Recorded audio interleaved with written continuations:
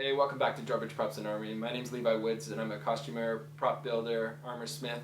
And today it's leading up to Halloween. We're less than a week away and we're putting together our costumes. So I'm working on a Stormtrooper costume and Corrine is going to be Rey from the Force Awakens. So she asked me to put together the wrist bracer that she wears. That's what I'm going to do today. Quick little build video.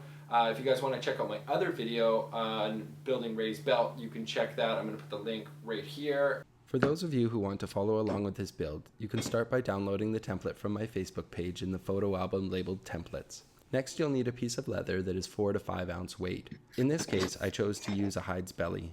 Belly is a nice choice because this often becomes scrap from cutting larger projects, shows a bit more of the texture, and has a lot of stretch in that region of the hide.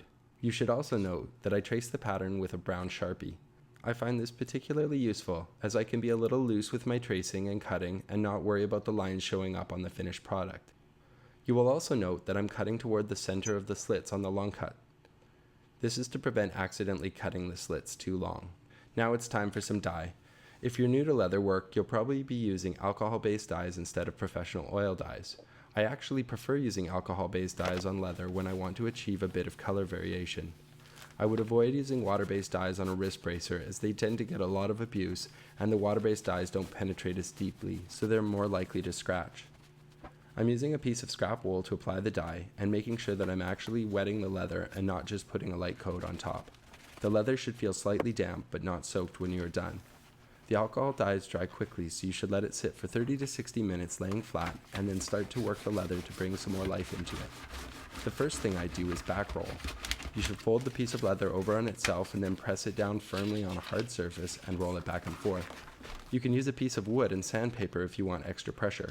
You are not sanding the leather, you are using the sandpaper so the leather sticks to the piece of wood as you roll it.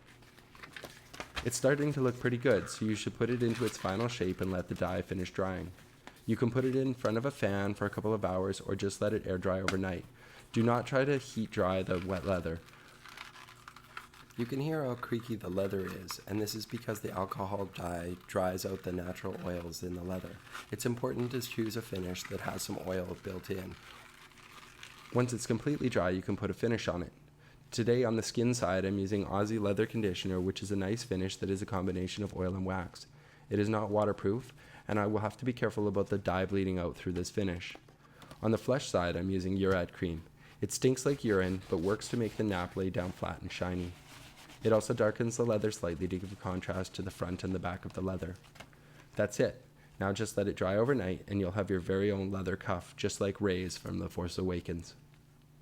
If you're interested in purchasing one, I'm going to make a couple and have them available on my Etsy store at drawbridgeprops.com.